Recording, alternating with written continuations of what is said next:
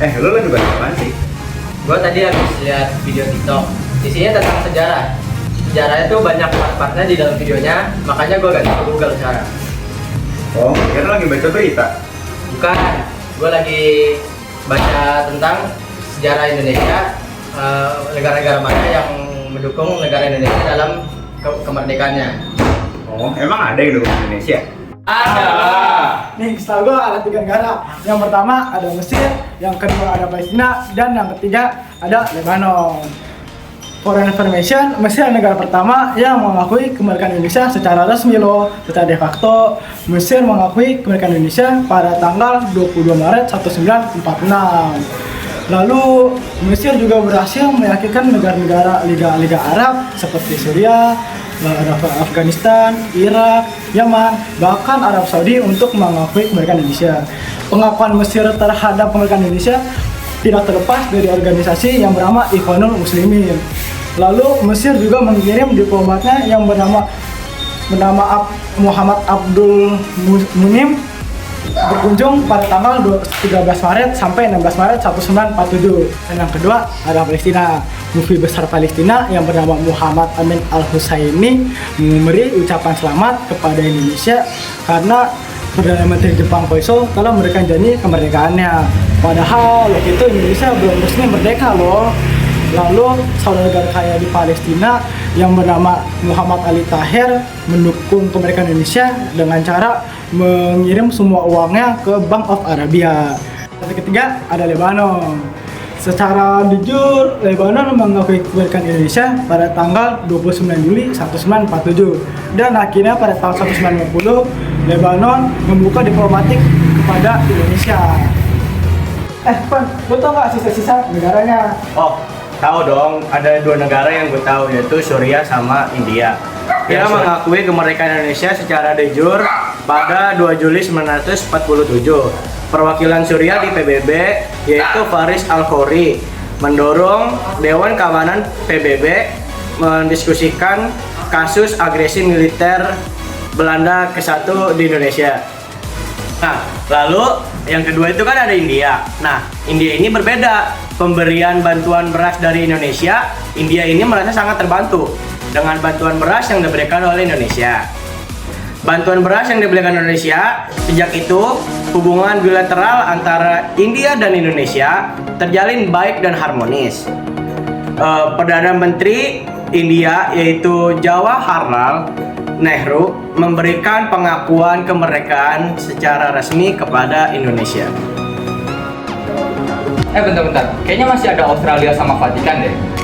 Australia itu mengecam perlakuan diskriminasi perusahaan Belanda terhadap Laut Indonesia. Lalu Australia juga melakukan blokade pelabuhan tempat perusahaan Belanda beroperasi.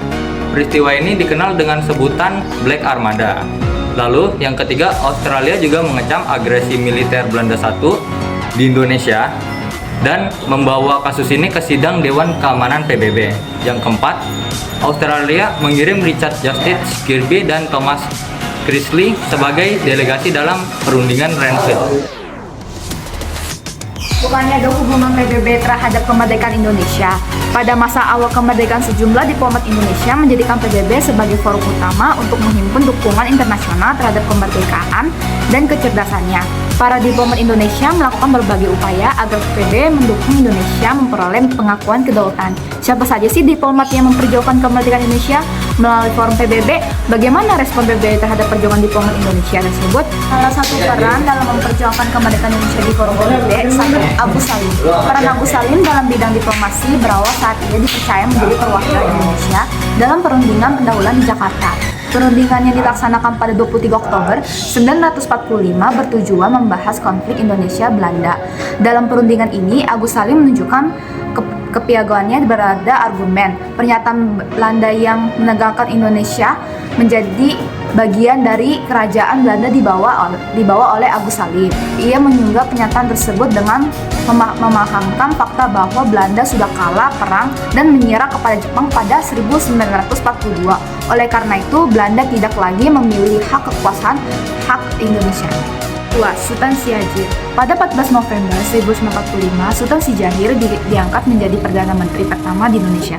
Selain menjadi Perdana Menteri, Sultan Syahrir menangkap jabatan sebagai Menteri Luar Negeri. Jabatan inilah yang menyebabkan Sultan Syahrir konsisten memperjuangkan pengakuan kedaulatan Indonesia melalui jalur diplomasi, mengajak Indonesia dan Belanda untuk menghentikan aksi tembak-menembak, meminta Indonesia dan Belanda untuk menyelesaikan pemikiran melalui badan perwasitan, dan mengharapkan Indonesia dan Belanda untuk menyelesaikan konflik dengan cara-cara damai.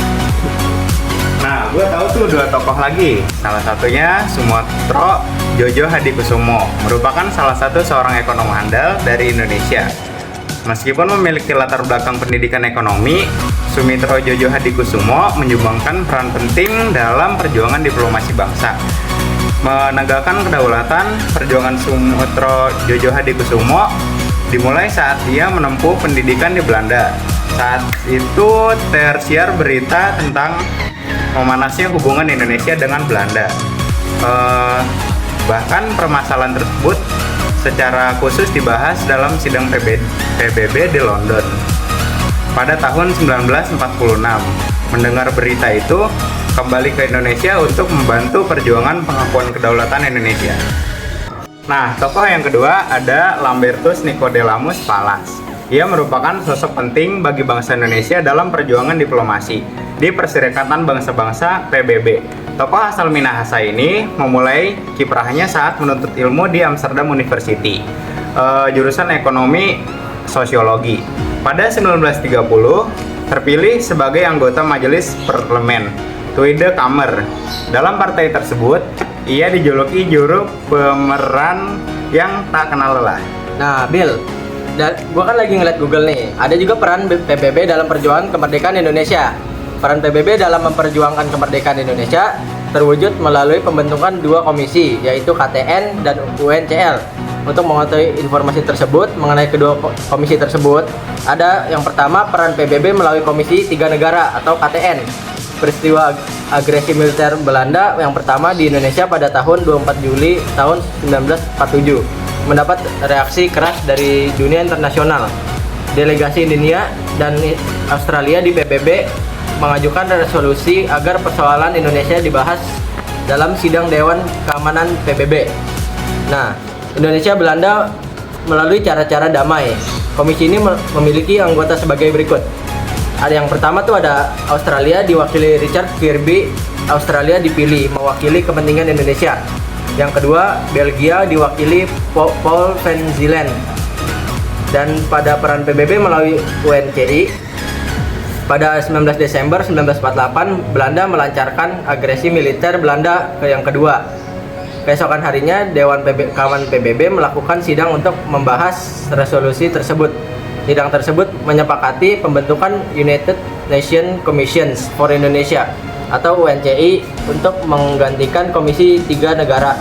UNCI memiliki beberapa tugas, antara lain membantu melancarkan perundingan damai antara Indonesia dan Belanda, mengurus pengembalian dan pemulihan kekuasaan pemerintahan Indonesia, serta mengajukan usulan atau rekomendasi kepada Dewan Keamanan PBB guna mencapai kesepakatan damai antara Indonesia dan Belanda.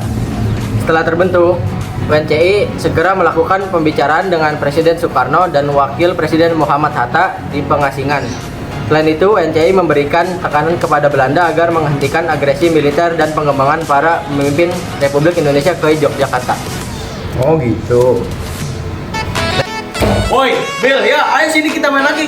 Ya.